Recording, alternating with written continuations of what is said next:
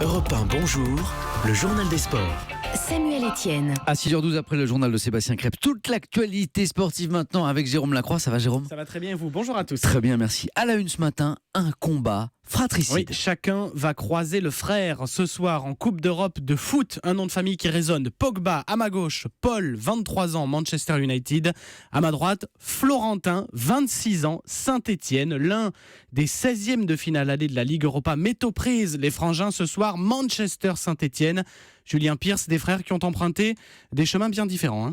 Oui, dans la famille Pogba, il y a d'un côté le plus jeune, Paul, le surdoué, la star de Manchester United et de l'équipe de France. Et puis de l'autre côté, il y a Florentin, le rugueux défenseur de l'AS Saint-Etienne. Deux frères, deux footballeurs que tout oppose. Sur le parking de la Renardière, la banlieue parisienne où les Pogba ont grandi, on se souvient encore des dribbles de Paul, de sa technique raffinée, de sa qualité de frappe. Florentin, lui, était déjà dans l'ombre de son frangin. Quand le prodige part à Manchester United à seulement 16 ans, le grand frère végète dans la réserve de Sedan en Ligue 2. Paul découvre Old Trafford et très vite s'agace de son faible temps de jeu. Au même moment, Florentin fait ses classes en silence au modeste stade Louis du Goguet. Puis tout s'accélère. Polo Lapioche, comme le surnomment ses amis, file à la Juventus où il explose 4 titres de champion d'Italie avant de revenir cet été à Manchester United contre 105 millions d'euros. 210 fois la somme déboursée par Saint-Etienne pour recruter Florentin. Pour la première fois ce soir, les deux frangins Pogba seront sur le même terrain face à face pour s'affronter.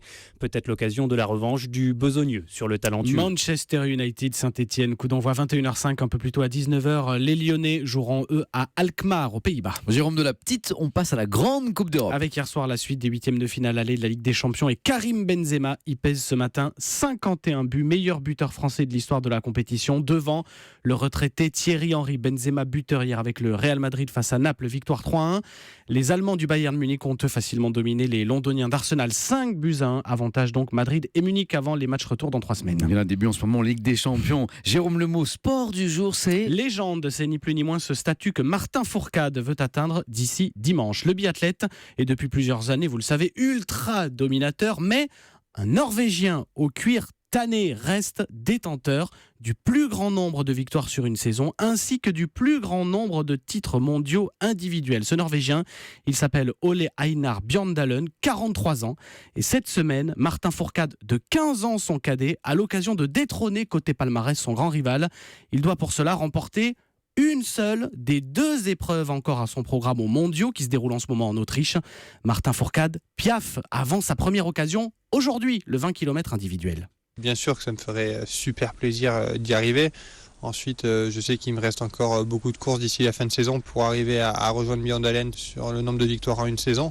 Et j'espère aussi qu'il me restera d'autres championnats pour essayer de battre ce record sur les titres individuels. Martin Fourcade au micro d'Axel May, envoyé spécial d'Europe 1 en Autriche. Enfin, l'histoire du jour. De l'audace, il en a eu ce spectateur lambda du Super Bowl il y a 10 jours. Durant la finale du championnat de foot américain, il avait parié via Twitter un rendez-vous galant avec la tenniswoman canadienne Eugénie Bouchard si son équipe, les New England Patriots, l'emportait.